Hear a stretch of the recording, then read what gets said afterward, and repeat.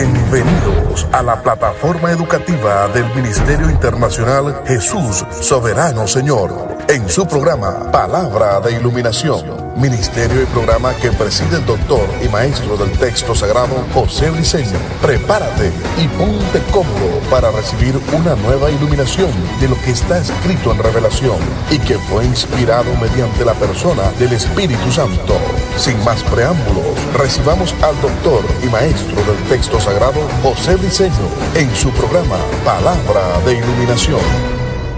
Estamos tratando desarrollando un tema en relación a las 3 etapas del ministerio. Todavía vamos por la primera etapa, que es el llamado.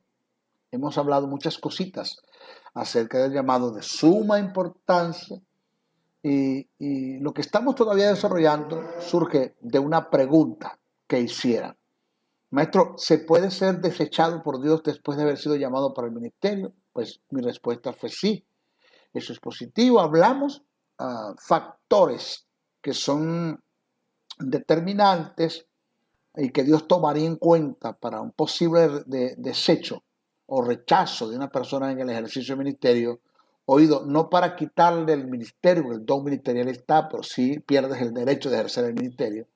Y hablamos de que el hombre de Dios debe guardarse mucho de la filalguria, de lo que es el amor al dinero. Muchos se extraviaron de la fe, fueron traspasados de muchos dolores, tuvieron consecuencias que lo alimentaron para toda la vida, perdieron hogares, perdieron hijos, perdieron salud, perdieron vida, perdieron todo por el amor al dinero.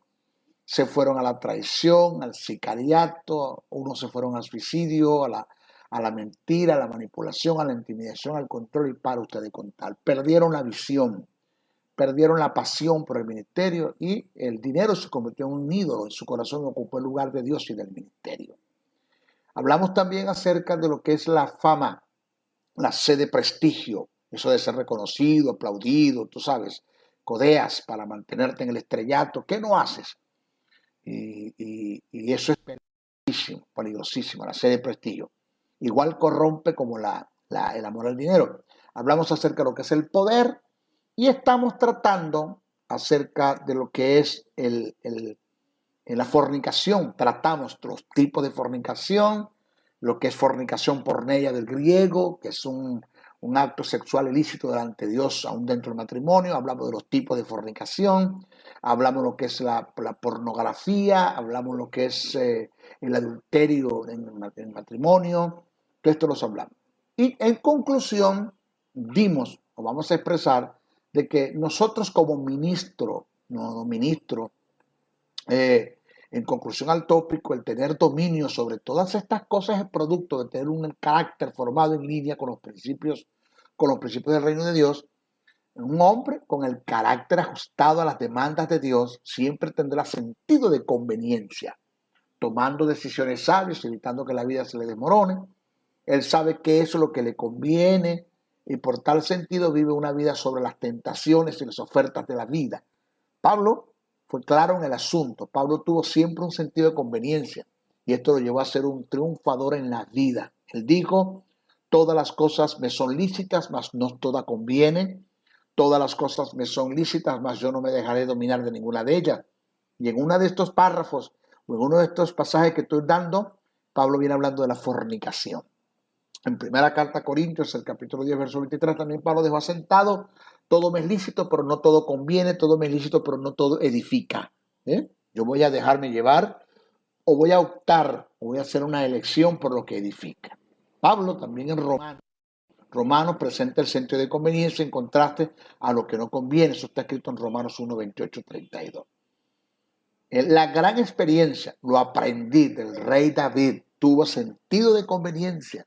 David, después que él cae con Betsabé, su experiencia trágica de haber quebrantado el principio del reino, de haber quebrantado esa comunión, esa intimidad que él traía con Dios, eso lo llevó a tener un dolor muy profundo en el alma. Eso lo llevó a tener un dolor muy, muy, muy profundo en el alma y lo llevó a tomar decisiones sabias hasta el punto que David le ministraba al alma. Dice que David sabía por sentido de conveniencia, después de la caída que tuvo con Betsabé, reitero, que todas las cosas y tentaciones que venían a él para desviarlo del propósito de Dios no les eran favorables. Por lo tanto, rechazó todas esas cosas, ministrando al alma con un espíritu convencido de la verdad. El Salmo 103, el verso 1 al 5 registra eso. David dice: bendice, alma mía, Jehová, y bendiga todo mi ser su santo nombre. Bendice, alma mía, Jehová, y no olvides ninguno de sus beneficios. Él es quien perdona todas tus iniquidades, el que sana todas tus dolencias, el que rescata del hoyo tu vida, el que te corona de favores y misericordia, el que sacia de bien tu boca, de modo que te rejuvenezcas, como el águila. David, con un espíritu muerto en cuanto a vida eterna, le ministró al alma. Nosotros, con un espíritu lleno de vida de Dios, con la justicia de Dios en nosotros, con el espíritu de Dios en nosotros, muchas veces nos dejamos dominar por un alma que está entronada, viciada, por no ser perfeccionados, santificados por Dios. Pablo habla y trata del suicidio del alma cuando dijo: con Cristo estoy juntamente crucificado, y ya no vivo yo, mas vive Cristo en mí, y lo que ahora vivo en la carne, lo vivo en la fe del Hijo de Dios, el cual me amó y se entregó a sí mismo por mí. Eso está en Gálatas 2:20. Bajo un sentido de conveniencia, Pablo le insta a Timoteo que se ejercite en la piedad. Eso es muy importante, lo que Pablo deja escrito a Timoteo para la preservación de ese don, del derecho de ejercer el don que recibiste de parte de Dios en el ministerio. Pablo dice a Timoteo, cito, eso está en primera carta a Timoteo, el capítulo 4, versos 6 al 7. Pablo dice: si esto enseña a los hermanos, serás buen ministro de Jesucristo. Oiga, buen ministro de Jesucristo, nutridos con la palabra de fe, o sea, con la doctrina que te he enseñado, y de la buena doctrina que has seguido. Desecha las fábulas profanas de viejas y ejercítate en la piedad. El término ejercítate que utilizó el apóstol Pablo es un verbo derivado del término en griego gimnasio. Etimológicamente, el texto en el griego le da un sentido más amplio, por lo cual Pablo lo que le dijo a Timoteo fue: entrena tu alma en forma integral con vista a la piedad, para que puedas tener sentido de conveniencia y puedas discernir entre el bien y el mal. Es decir, el mensaje de Pablo, bajo las características de un ejercicio, fue: engruesa y fortalece los músculos de la santidad, para que ante las tentaciones del mal y las ofertas engañosas de la vida puedas ser resistente, teniendo sentido de conveniencia, desarrollando el dominio propio, pasando a ser cabal en el reino de Dios, y que Dios pueda llevar a cabo en ti su propósito eterno. Mire, el simple hecho de entender que lo que me ofrece el mundo o el tentador destruye el propósito de Dios en mi vida y me resta la posibilidad de tener derechos para seguir ejerciendo el ministerio, y con él me destruye todas las demás cosas, eso es suficiente para tener un sentido de conveniencia y accionar en el dominio propio, y no optar por estas cosas y decidir por aquellos que le agrada a Dios y que me mantienen su propósito, siendo de bendición para muchos. O sea que he sido testigo de hombres de Dios que no tuvieron un sentido de conveniencia y por tal causa no tuvieron dominio sobre la vanagloria de la vida. Igual decir la sed de prestigio, no tuvieron dominio sobre la codicia por el dinero, la filalguria, amor al dinero, y no tuvieron dominio sobre la fornicación. Y se dejaron llevar por estos flagelos y fueron traspasados de muchos dolores, perdiendo el derecho de ejercer el ministerio.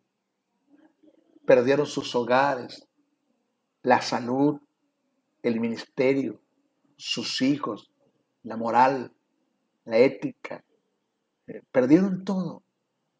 Aún muchos perdieron la vida por causa de no tener dominio sobre estas cosas. O sea, no es fácil. Lo que yo le estoy presentando es algo que no es cosa fácil. Luchar en contra de todo esto no es fácil, pero es nuestra única opción.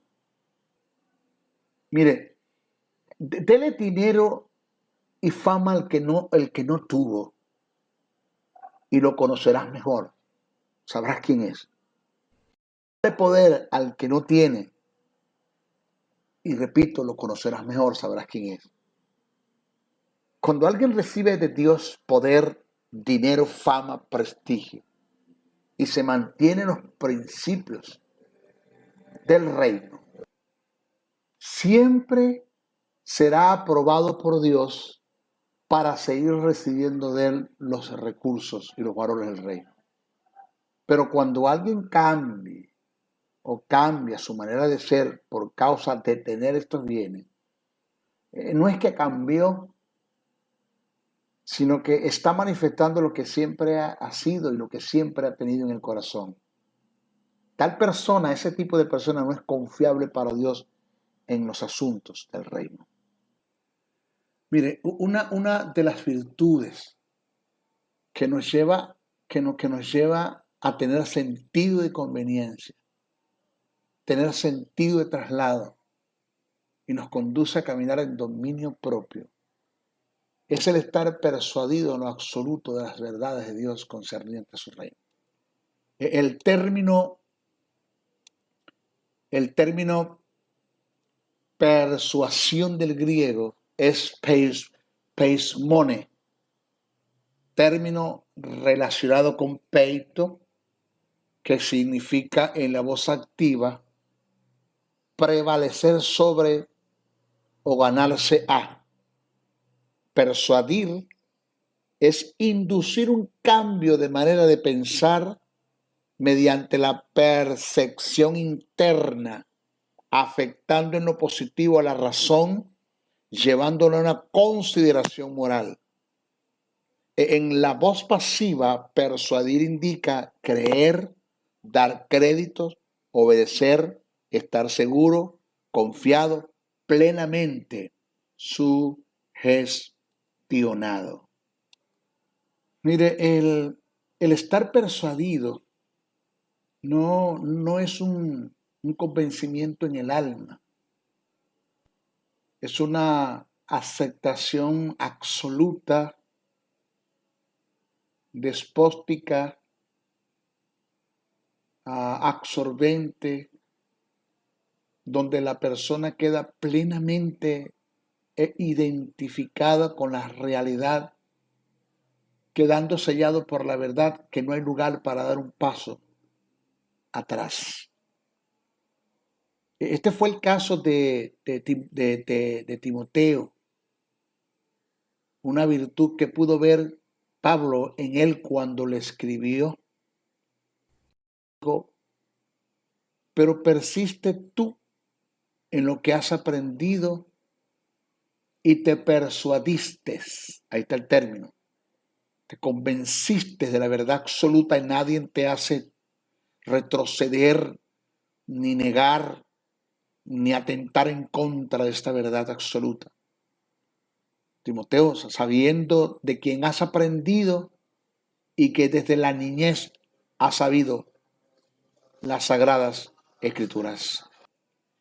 Tenemos el caso de los discípulos que estuvieron 3 años y medio con Jesús, y según el testimonio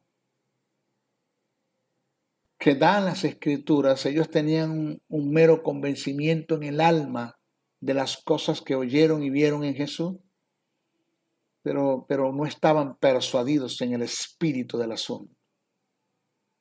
El hecho de que Pedro haya negado a Jesús con maldición es una señal de la impersuasión que había en él. No estaba muy seguro. Era tanto la inseguridad que había en los discípulos que después de la muerte de Jesús, Pedro y algunos de sus compañeros volvieron a sus oficios. Y los que la persuasión interna espiritual a los discípulos fue la resurrección de Jesús, hasta el punto que la mayoría de ellos estuvieron dispuestos a entregar la vida. Todos, ni siquiera la mayoría, todos entregaron la vida. También tenemos el testimonio del apóstol Pablo, confrontado por Jesús camino a Damasco, tratado con palabras proféticas por Ananías, según Hechos 9:1-16. No fue persuadido en lo absoluto de las verdades, tuvo Dios que trasladarlo hasta el tercer cielo y mostrarle las verdades y los misterios del reino para producir en él una persuasión absoluta y definitiva, según segunda carta a Corintios 12:1-4, hasta el punto que entregó la vida por causa del testimonio del evangelio. Entonces, hasta que no seamos persuadidos de la verdad y entendamos que esto es una verdad, que esto no es un juego de niños, que esto es un juego bien contado, que esto es reino, como dicen en Venezuela, que se acabó el pan de piquito, que Dios no tiene panadería, que Dios tiene reino, y entendamos que algún día tendremos que darle cuenta a Dios por lo que nos mandó a hacer, y entendamos que es una gran responsabilidad, es una honra el que nosotros hemos tenido de Dios, de que nos haya llamado para darnos un don ministerial, y entendamos que esto es una verdad verdadera, absoluta. Entonces es que nosotros vamos a tomar las cartas en el asunto. Persuadidos de la verdad. No habrá entrega, renuncia, abstinencia, responsabilidad, seriedad, compromiso, dedicación, constancia, perseverancia. Hasta que no seamos persuadidos, nada de estas cosas estará en nosotros. Siempre viviremos una vida vacilante en las verdades, siendo desleales al conjunto de la deidad. Cuando se me presenta la oportunidad de pecar, fácilmente lo hago. Y si no se me presenta, yo lo busco, yo hago planes y proyectos para hacerlo, tú sabes, al fin y al cabo Dios me perdona. Y no entendemos que las cosas en el reino no funcionan así. Por eso es que hay una virtud, entre otras, que un ministro debe desarrollar, o que debemos nosotros desarrollar como ministros para evitar ser rechazados para el ejercicio del ministerio, que es el dominio propio. Eso en Génesis, el capítulo 2, versos 15-17, aparece este principio, después que Dios le confió al hombre la administración del huerto y las propiedades que había en él, le dijo encarecidamente que guardara su vida. De esto dependía la administración del Edén. El que un ser tenga dominio propio es la virtud más grande que tiene para dominar y administrar todas las cosas, incluyendo el don ministerial. O sea, el dominio propio, ese término dominio propio viene del griego enkratean, que tiene que ver con la fuerza de la voluntad. El tener dominio propio se conoce como el poder controlador de la voluntad bajo las operaciones del Espíritu Santo. Según Hechos 24-25, el dominio propio está en someterse a la voluntad de Dios a favor de sus demandas que están reveladas en su palabra, según segunda de Pedro 1:16. El dominio propio tiene que ver con el sometimiento del carácter de los deseos carnales. Ese nivel de disciplina que tiene la persona evitando que la vida se desmorone, tiene que ver con que se retiene por dentro. Tito 1:8 es tener cuidado de uno mismo. Primera carta a Timoteo 4:16. Es una persona que no conozca o tenga dominio propio, no podrá en ningún caso ejercer el don ministerial con éxito. Jamás no podrá ejercer el don ministerial con éxito y con precisión. Por la sencilla razón de que ante un pueblo que te debes en el ejercicio del ministerio, persistes toda credibilidad o toda posibilidad de que tú puedas fallar alguna vez. Entonces, si la carne, esto no se lo olvide nunca, mire, si la carne y las pasiones dominan al espíritu renacido, nunca se podrá ejercer autoridad en el ejercicio del ministerio, ya que es un principio espiritual, según segunda de Pedro 2:10-12, Judas 8, verso 8-10 y segunda carta a Corintios 10:4-6.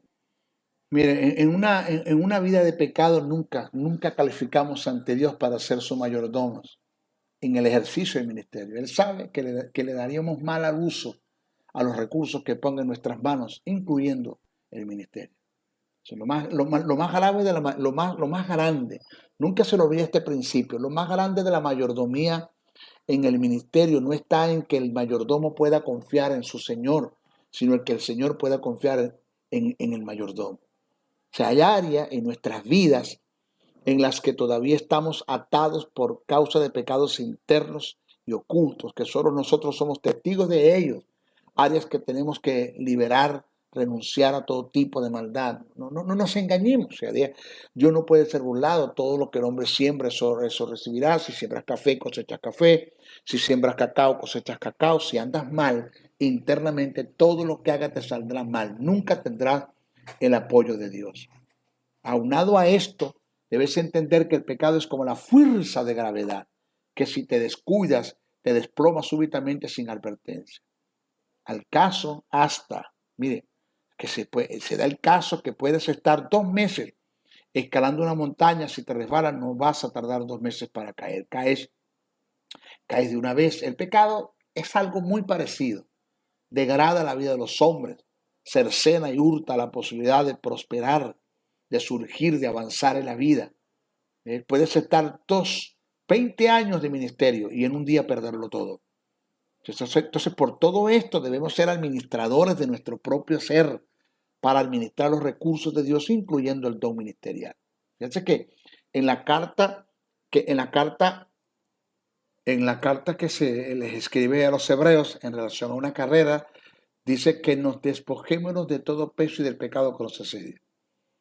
Toma en cuenta el principio que el peso nos resta velocidad en la carrera y el pecado nos elimina de ella. Entonces, según Hechos, el capítulo 21, verso 28, primera carta a Timoteo 4:16, el peor enemigo que tenemos para ejercer el ministerio somos nosotros mismos. Ten cuidado de ti mismo. Quizás has pasado muchas noches orando desesperadamente, confesando un pecado en la cual has reincidido para sucumbir de nuevo en dicho pecado. En realidad, amas al Señor, amas a su obra, pero no has logrado serle fiel a Dios y desarrollar su obra con fidelidad. Eso es una parte de la vida, pero la verdad del caso es que si no superas tu adicción secreta a un tipo de pecado, te estás destruyendo paulatinamente. Un hombre puede estar perdiendo su lucha interna, aun cuando su ministerio sea exitoso. Tienes que tener cuidado con eso. Y por esta causa, creer que todo está bien. No te dejes engañar por eso. Al final de la jornada, el pecado demandará su precio y alcanzará su objetivo, que es la destrucción total e integral. Trata de luchar en contra de ese pecado. Si no, vas a ser desechado por Dios para el ejercicio de su ministerio, lamentándolo mucho. Ok, para terminar con el tópico del llamado, hay una pregunta de suma importancia que usted tiene que estar bien claro. ¿A qué fuiste llamado? Debes estar claro, debemos estar claros, por lo menos tú. Ya yo estoy claro en el asunto, tengo años en el ministerio. ¿A qué fuiste llamado? Si dudas acerca del llamado y no estás seguro que Dios te llamó, vas a tener problemas y causarás problemas a otros. O sea, el conocer y estar seguro del llamado que se te hizo, evitarás el problema de invadir a otro ministerio, de tomar otras carreras que no te pertenecen. Carlos Finney fue el mejor evangelista y ganador de almas que hubo desde los días del Nuevo Testamento hasta sus tiempos. Y a los 80 años de edad escribió, cito, yo sé muchas cosas de Dios, cosas profundas de Dios, cosas que soy capaz de enseñar, pero si las enseño o me dedico a la enseñanza, pierdo la habilidad de ganar almas, ya que Dios no me llamó a la enseñanza, sino a la evangelización, y de eso me ocupo. O sea que debes estar seguro del llamado que Dios te hizo, estar seguro a qué nos llamó o a qué te llamó y dedicarle todo el tiempo, todo el tiempo a ese llamado. En primera carta que el apóstol Pedro escribe, el capítulo 4 de versos 10-11, hay 3 factores que determinan una administración y administración con éxito en el ministerio que has recibido. Una administración y administración con éxito en el ministerio que has recibido. Pedro dice, cada quien que ministre, ministre según la palabra que ha recibido. Si usted me pone a mí al aire libre a predicar un mensaje de evangelismo y no lo sé hacer, porque soy maestro, ¿ya? Por eso usted invita a un maestro, un evangelista a la iglesia, para que le predique a la iglesia, gente que ya está convertida, usted va a perder tiempo, va a perder dinero, va a perder todo, porque el ministerio del evangelista sale de la iglesia para el mundo que se pierde, el ministerio de maestro es de la iglesia para la iglesia. Pedro dijo, segundo, cada quien ministra según el poder que ha recibido. El Espíritu Santo te va a respaldar en el llamado que se te dio. Va a fluir una presencia de maestro, si eres maestro, de evangelista, si eres evangelista. Los dones de sanidad te van a acompañar si eres un evangelista, ¿ya? Si eres profeta, te van a acompañar los dones de revelación, palabra de ciencia, palabra de sabiduría, discernimiento de espíritu, porque el Espíritu Santo se va a manifestar según el llamado que tiene, según la palabra que recibiste, y si cada quien ministra según el llamado que ha recibido. Eso es importante. Ministra según la palabra, ministra según el poder, ministra según el llamado. Porque el Espíritu Santo, que es el poder, se va a manifestar según la palabra que recibiste, según el llamado que tú has recibido de parte de Dios. Mira, nadie puede hacer las veces de pastor si no ha sido llamado al pastorado. Nadie puede hacer las veces de maestro si no ha sido llamado a ser maestro, y así con todos los ministerios. O sea que en el ministerio no hay eventualidades. Eres o no eres, y tienes que cuidarte de estar inventando en el ministerio que Dios te ha dado. El montón de evangelistas que dejaron ser evangelistas para ser pastor, y el montón de pastor que dejaron ser pastor para ser evangelista, otros que se están proclamando apóstoles sin ser apóstoles, y para ustedes de contar. Es un desastre que hay dentro de nuestras congregaciones, son lamentables, porque aquí Jesús es el reino. Bueno, cuenta le tendrán que dar a Dios por el asunto. Ok, en cuanto a la etapa de la preparación, esta etapa, la segunda etapa, llamamiento, preparación, para después el envío, como introducción al tópico, vamos a meditar en este pensamiento. Mire, para hacer y desarrollar el oficio de un astronauta, se requiere una preparación académica, pero de años. Muy acertada, muy precisa, muy concisa, una cosa impresionante. Para hacer y desarrollar el oficio de odontólogo o la odontología se requiere una preparación académica. Para hacer y desarrollar el oficio de contadurías, pues por ende se requiere una preparación académica. Para hacer y desarrollar el oficio de medicina se requiere una preparación académica. Pero en relación al don ministerial como llamado de Dios, para ser un ministro, o sea, apóstol, profeta, evangelista, pastor y maestro, no se necesita un título ni una educación académica, ya que el ser está en proporción directa de que Dios llame, pero para desarrollar dicho don en ejercicio se requiere de una capacitación, preparación y entrenamiento. Oído, vuelvo a repetir, para ser, acá el término ser, por favor, subráyelo y tómelo en cuenta. Para hacer y desarrollar el oficio de astronauta se requiere una preparación académica. Para hacer, no se le olvide usted ese término, y desarrollar el oficio de odontólogo se requiere una preparación académica. Para hacer, no se le olvide usted ese término, por favor, y desarrollar el oficio de contaduría se requiere una preparación académica. Para hacer, no se le olvide ese término, por favor, ese término que está allí, y desarrollar el oficio de medicina se requiere una preparación académica. Pero vamos a ver en relación al don ministerial como llamado de Dios. Para hacer, presta atención a esto, para ser un ministro constituido por Dios, o sea, un apóstol, profeta, evangelista, pastor y maestro, estamos hablando para ser. No se necesita un título ni una educación académica para ser, ya que el ser, este término, ya que el ser, presta atención a este término,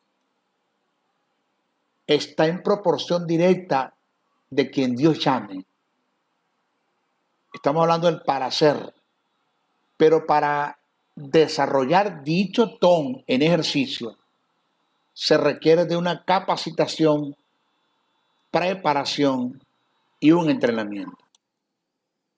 Lo primero que tenemos que tomar en cuenta en relación a esto, a la preparación, que el factor tiempo es determinante para la capacitación y la preparación de un individuo para ser enviado al ministerio. La formación integral de un buen ministro no es un asunto que se da en lo automático. Es algo que se da en un desarrollo progresivo, donde el factor tiempo es determinante. La formación no es producto de un cúmulo de conceptos que se aprenden, sino de una serie de principios que se incorporan en la vida cotidiana y que son recibidos mediante una alimentación continua. Juan el Bautista fue un hombre que tuvo un tiempo de preparación de 25 años para ejercer un ministerio de 6 meses. Para Dios es más importante y determinante el tiempo de tu preparación que el del ejercicio del ministerio. Al Señor le interesa más tu madurez, tu capacidad, la formación de tu carácter que el ejercicio del ministerio. Mire, la vida de Moisés se dividió en 3 etapas de 40 años. La primera estuvo al cuidado de su madre adoptiva en Egipto, educándose bajo las culturas y las enseñanzas egipcias, según Hechos 7:22. El segundo lapso lo tuvo en el desierto, en una vida solitaria en el trato de Dios, aprendiendo la obediencia, la sujeción, la sumisión, siendo quebrantado por el Creador, aprendiendo el sacerdocio a los pies de un hombre de Dios llamado Jetro en tierras de Madián, según Hechos 7, 29, 30. Y la tercera y última etapa la pasó el peregrinaje en el desierto, en aflicciones, desánimos, desilusiones, tropiezos, desavenencias, pruebas, el cual pudo soportar y superar por el gran entrenamiento que anticipadamente había recibido del Creador. Sus 2 primeras etapas de 80 años le dio lugar a un entrenamiento rígido que fue muy determinante para que Dios pudiera llevar a cabo su propósito en la vida de este hombre. Moisés fue entrenado 80 años para ejercer un ministerio de 40 años. Fue más el tiempo de la preparación que el ejercicio del ministerio. En mi caso, yo puedo decir que Dios estuvo preparándome 14 años para enviarme al ministerio y todavía me está preparando para otras etapas que vienen, porque la etapa de la preparación no termina, porque hay nuevos escenarios, nuevos campos, nuevos lugares. otras carreras que hay que emprender, nuevos ascensos, nuevos promoveres de Dios. Toda promoción viene como producto de un ascenso y toda promoción y ascenso viene como producto de la formación de un carácter. Dios quiere promoverte, pero para promoverte tiene que ascenderte, pero para que haya una promoción y un ascenso tiene que haber la formación de un carácter. Y esto es algo continuo que no se detiene. Entonces, entre el llamado y el envío hay un tiempo de preparación que puede ser breve o prolongado. Para José el amado pasaron 13 años. A Moisés le costó 80 la etapa de su preparación.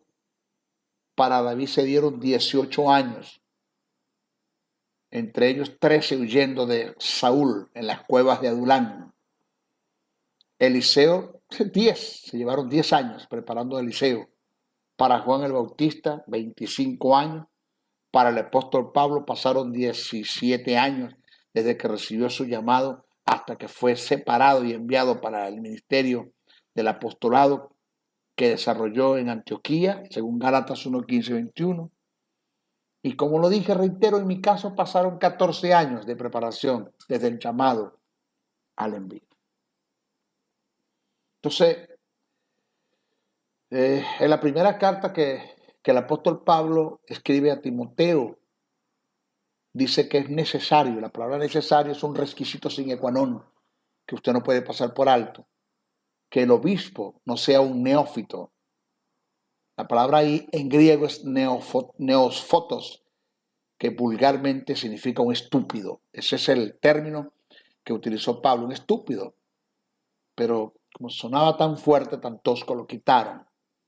Pero Pablo dijo que el obispo, es necesario que el obispo no sea un neófito. Este término del griego es neofotos, que indica un inexperto, un recién plantado, sin experiencia, sin preparación, sin formación de carácter.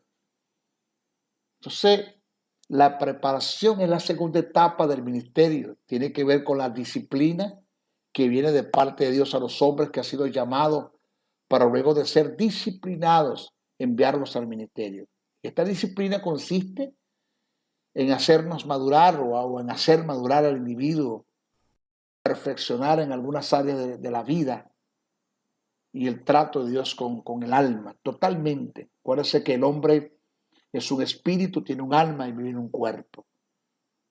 El hombre es un espíritu, tiene un alma y vive en un cuerpo. En cuanto al espíritu, la obra ya fue completa, fue un suceso. Pero en el alma es un proceso. El alma, que se compone de mente, de voluntad y de emociones. La mente se compone de pensamientos, razonamientos, lógicas, intelectos, imaginaciones. La voluntad se compone de decisiones, intenciones, propósitos, gustos y deseos. Y las emociones es donde está el estado anímico de los hombres que se activan a través de los sentidos físicos. Dios tiene, uno, que renovar tu mente, quebrantar tu voluntad y canalizar tus emociones. Y cuando hablamos de la mente, Pablo presenta 7 estados de mente. De los 7 estados de mente, uno de los estados es la mente de Dios y los 6 restantes no son. Pablo presenta la mente carnal, la mente corrompida, la mente entenebrecida, la mente vana, la mente cauterizada, la mente reprobada, y te presenta la mente espiritual. Dios tiene que sacarte de cualquier estado de la mente en la que te encuentres y llevarte a la mente espiritual. Eso es un trato de Dios que se da y se puede dar toda la vida. Entonces, nosotros debemos estar claros. Después que Dios renueva tu mente, Dios va a llevarte a quebrantar tu voluntad, producir un quebrantamiento, para llevarte a una sumisión, sujeción, obediencia. ¿Ya? Y a lo que Dios produce el quebrantamiento, Dios canaliza las emociones. Entonces vemos un hombre enteramente espiritual ejerciendo un ministerio bajo la dirección del Espíritu. De modo no se puede. Entonces, debemos conocer que uno de los objetivos de los ministerios es perfeccionar a los santos o hacer que un pueblo, que es la iglesia, alcance madurez, según Efesios 4:2. Ahora, mi pregunta es, ¿cómo puede Dios lograr dicho objetivo a través de un hombre que no ha sido perfeccionado y que por ende no ha alcanzado madurez? Entonces, debemos tomar en cuenta que siempre que Dios va a hacer algo en un individuo, lo va a hacer de acuerdo al estado de madurez o de perfección que el hombre haya alcanzado. Entonces, cuando nosotros nos referimos a la madurez y a la perfección, estamos tratando de la capacidad desde el punto de vista cualitativo que un individuo haya alcanzado. Entonces, esto indica que siempre que Dios va a hacer o dar algo en un individuo, lo hace según la capacidad que tenga. Dios asciende y promociona de acuerdo a la capacidad que se tenga. El ascenso tiene que ver con niveles de autoridad y el promover tiene que ver con la expansión. Es el hasta donde Dios puede llevarte. Yo tengo en el ejercicio del ministerio hasta hoy 29 años. Y mira lo que Dios ha hecho conmigo en 29 años, fuera de los 14 que estuvo preparándome. Sentarme a los pies de un hombre 6 años para que me enseñe las verdades del reino, un maestro, y entre otros que Dios usó, 14 años, más 29, ¿cuánto tiempo? Son 14 y 29 son 43 años que Dios ha tenido de preparación para traerme acá a hacer un trabajo en Puerto Rico, en el norte de los Estados Unidos, y de aquí voy a Europa. O sea, Dios me preparó por 43 años para entregarme los escenarios, sino cómo Dios lo hace. Porque mire esto, nunca se le olvide esta verdad. El don ministerial no es suficiente para tener éxito en el llamado que Dios nos ha hecho. Se necesita la madurez y el ser perfeccionado en el alma para obtener capacidad, desarrollar una misión para alcanzar la visión y llevar al cumplimiento el propósito de Dios en nuestra vida. Entonces, es de suma importancia. Por eso te vuelvo a repetir, el don ministerial no es suficiente para tener éxito en el llamado que Dios nos ha hecho. Pablo era apóstol, Pedro era apóstol, pero a quien Dios envió al Areópago fue a Pablo, porque si manda a Pedro los revientan los atenienses, porque Pedro no tenía la capacidad para enfrentar a los atenienses, a los filósofos. Pablo estudió a los pies de uno de los mejores maestros llamado Gamaliel, la niña de la sabiduría, estudió con la misma tesis que estudió Moisés, conoció las culturas judías, conoció las culturas romanas, era judío por genealogía de la tribu de Benjamín. Pablo era sociólogo, psicólogo. Pablo era alguacil, ejecutaba las leyes del Sanedrín, ¿ya? Con una cuadrilla de soldados romanos. Pablo era escritor, licenciado en leyes, era filósofo. Por eso cuando llegó a Atenas le habló a los atenienses de su filosofía. Le dijo, como dicen vuestros propios filósofos, por él somos, por él estamos y por él vivimos.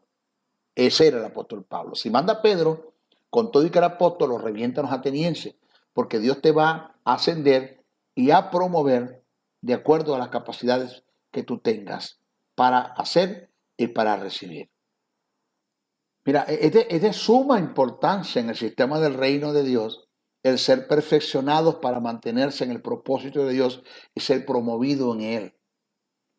Pablo dijo a Timoteo, procura con diligencia presentarte a Dios aprobado como obrero que no tiene de qué avergonzarse, que usa bien la palabra de verdad. Eso está en la segunda carta que escribe Pablo a Timoteo, el capítulo 2 y verso 15. El original lo expresa como sigue. Dice así, pon diligencia en ti mismo, ser aprobado para presentarte ante Dios como un obrero que no tiene de qué avergonzarse, que usa correctamente la palabra de la verdad. Ese término procurar que aparece en el texto, que se utilizó en el griego, da la idea de la diligencia, el apresurarse, el ser celoso, da la idea de tener un arduo deseo con una intensa pasión, entre otras cosas.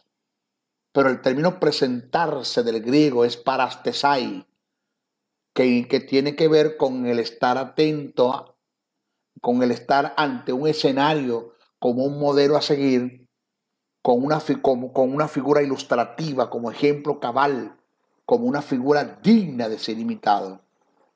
Pero el término aprobado viene del griego dokimos, de dokimazo, de prueba, aprobado, dokimos, que describe lo que fue hallado apto, útil para el servicio. O sea que este término aprobado, dokimos, es utilizado para hacer referencia al oro o la plata que por el fuego han sido purificados de toda aleación y que al ser analizado minuciosamente después de dicho proceso queda apto y útil para ser presentado en el mercado. O sea que cuando Pablo dijo a Timoteo, procura con diligencia presentarte a Dios aprobado como obrero que no tiene de qué avergonzarse, que usa bien la palabra de verdad, según las características de los términos antes mencionados y analizados y estudiados, etimológicamente hablando, lo que quiso Pablo decir a Timoteo fue: Timoteo, trata de mantenerte en los principios del reino,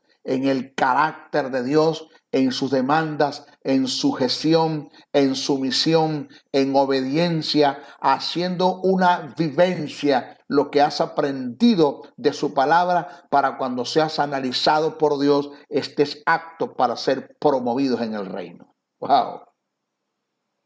Esto no es fácil. Son verdades del reino que Pablo presenta a Timoteo. Pablo, antes de su partida, le encarga a Timoteo ciertas virtudes que lo mantendrían activos y promovidos en el reino de Dios, en el ejercicio del ministerio. Mire, escucha esta verdad. Ninguna persona que estuviera en el lugar de Pablo, condenado a morir, pasando sus últimas horas en un oscuro calabozo, escribe una carta a su discípulo con tanta pasión y ahínco, transcribiendo principios que no tuvieran importancia.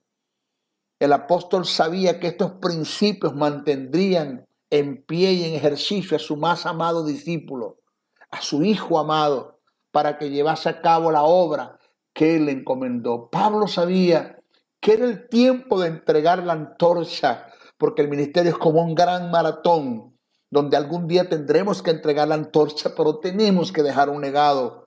Alguien tiene que continuar el trabajo que Dios comenzó en nosotros. Ese era Pablo. Pablo dijo: no me puedo llevar a la tumba todas estas verdades, yo tengo que transmitírselas a alguien, a Timoteo, así como el maestro Briceño lo está haciendo con los que me están escuchando en este momento. Pablo le dice a Timoteo en sus cartas, entre muchas, entre las dos que le escribió, Pablo presenta principios que fueron que los extraje de las dos cartas. Pablo le dice a Timoteo: sé fuerte en la gracia, por lo que indica ser un ministro de gracia y no ser un desgraciado como ministro. Ser fiel para delegar a otros la tarea encomendada. Ser valiente como un soldado.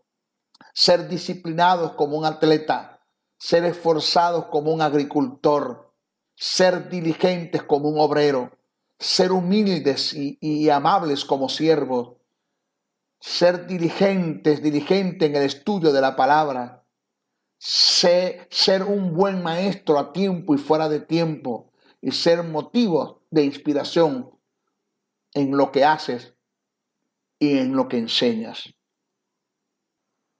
Reitero lo antes dicho, el don ministerial no es suficiente para tener éxito. En el llamado que Dios nos ha hecho, repito, el don ministerial no es suficiente para tener éxito en ese llamado que Dios nos ha hecho. Se necesita la madurez, el ser perfeccionado en el alma para obtener capacidad, desarrollar una misión para alcanzar la visión y llevar a cumplimiento el propósito de Dios en nuestras vidas. Ejemplo de esto está en el llamado del apóstol Pedro y el de Pablo, ya lo dije. Ambos tenían el mismo don ministerial, pero a quien Dios envió a Atenas, al Areópago, ante los filósofos griegos, fue a Pablo, por la capacidad que éste tenía superior a la de Pedro. Este era un pescador. ¿Quién? Pedro era un pescador, un hombre sin letra, dice el texto, del vulgo. No era un universitario, académico. Según Hechos 4:13. Pablo, todo lo contrario, era un exégeta, un hombre criado a los pies de uno de los mejores maestros de sus tiempos, llamado Gamaliel, según Hechos 22:3. Se cree que Pablo estudió con las mismas tesis que estudió Moisés en cuanto a la ley fariseo de la tribu de Benjamín, judío por genealogía y como ciudadano romano conocedor de esas culturas, nacido en Roma, en Tarso, capital de Cilicia, una provincia de Cilicia, capital de Cilicia, según Hechos 22:3. Según la tradición era filósofo y experto en leyes civiles, y por esta causa era un alguacil y ejecutaba las leyes del Sanedrín. O sea, señores, nosotros nos podemos dar cuenta, según estas comparaciones, que el don ministerial no lo es todo para desarrollar el ministerio. Se necesita la capacidad para alcanzar el objetivo que se nos dio en dicho ministerio. Jesús dijo, refiriéndose al Espíritu Santo, Él les enseñará, hablando Jesús con sus discípulos, les enseñará. ¿Qué nos va a enseñar? Lo que yo no les he podido enseñar en 3 años. Él les recordará. ¿Qué les va a recordar? Lo que les enseñé en 3 años y lo que les va a enseñar Él. Porque si Él no te enseña, ¿qué te puede recordar? Y Él los guiará. ¿Con qué nos va a guiar? Con lo que yo les he enseñado y con lo que Él les va a enseñar. Ese es el trabajo del Espíritu. Enseñarnos, guiarnos, dirigirnos, instruirnos para hacer el trabajo, pero se necesita de las capacidades. Ahora, a continuación, voy a transcribir algunos ejemplos bíblicos que tienen que ver con la capacidad para recibir y determinar y el hacer. Aunque en estos ejemplos se trata de la capacidad cuantitativa, tomaremos el principio para llevarlo a la capacidad cualitativa. Mire, voy a dar ejemplos. En el libro de Reyes tenemos el caso de una viuda y el profeta Eliseo, donde ésta pidió auxilio al profeta por causa de una deuda que dejó su esposo al fallecer. La viuda, según el relato, solo tenía una vasija llena de aceite. El profeta le ordenó buscar vasijas prestadas vacías, no pocas, sino muchas, y que las llenase con el aceite de la vasija llena. La Biblia dice que cuando llenaron todas las vasijas, el aceite dejó de fluir. Cabe una pregunta, ¿por qué? La respuesta lógica es, Dios da de acuerdo a la capacidad que se tenga para recibir. El aceite no fluyó porque no había más vasijas vacías para depositar el aceite. Tú no lo vas a botar. Dios nunca da bendiciones para botar. Si hubiesen vasijas vacías, más aceite hubiese fluido. Se acabaron las vasijas, del aceite debe fluir, porque Dios da de acuerdo a la capacidad que se tenga para recibir. El caso del vino nuevo en odres viejos nos muestra un principio que tiene que ver con capacidad según el relato. No se debe echar vino nuevo en odres viejos por la capacidad de retención a causa de la fermentación del vino. El odre se revienta por falta de capacidad según Mateo 9:17, Marcos 2:22 y Lucas 5:37. Aquí tenemos que no hay capacidad para echar vino nuevo en odres viejos porque por la fermentación revienta y se pierde el odre y se pierde el vino. El caso de los talentos muestra el mismo principio de capacidad para recibir. El relato dice que uno dio 5, a otro 12, a otro 1. Y es muy específico cuando dice a cada quien dio de acuerdo a la capacidad. Eso está en Mateo 25:15. Gálatas 4:1-2 dice que cuando el heredero es niño no puede gozar de la heredad por causa de su inmadurez e incapacidad. Es un niño. Y dice que no difiere nada del esclavo. El esclavo no puede heredar porque es esclavo. Pero el heredero, cuando es niño, tampoco puede heredar. Tiene un denominador común. Aunque las causas son diferentes, pero tienen un denominador común que no pueden heredar. Uno porque es esclavo y el otro porque siendo heredero no tiene capacidad para hacerlo. El Salmo 23, verso 5 dice, mi copa está rebosando. Observe que según el pensamiento del salmista, la copa está rebosando, no se está derramando, por la sencilla razón que Dios no da bendiciones para botar. Si le cae una gota, se derrama, rebosar es hasta el tope. Esto indica que lo que Dios va a hacer, según todos los ejemplos que hemos dado, que lo que Dios va a hacer, lo que Dios vaya a hacer, de lo que tú vas a recibir de Dios, lo que tú vas a recibir y vas a hacer en Él, o Dios lo va a hacer contigo, estará en proporción directa de las capacidades y madurez que tú hayas alcanzado. Por esto es necesario, indispensablemente, que una persona que vaya a ser enviado al ministerio haya alcanzado madurez y por causa de la madurez tenga ciertas capacidades para ejercer el don ministerial. En la próxima clase vamos a hablar de la tercera etapa del ministerio, que es el envío. ¿Okay? El doctor y maestro del texto sagrado, José Briceño, se despide hasta una nueva intervención en su programa Palabra de Iluminación, el cual está bajo la cobertura del Ministerio Internacional Jesús Soberano Señor. Para la comunicación, escríbenos al correo electrónico jesussoberanosenor@gmail.com o comunícate al WhatsApp +1 786-604-3352. Te esperamos en nuestra próxima intervención de tu programa Palabra de Iluminación. Bendiciones, bendiciones, bendiciones.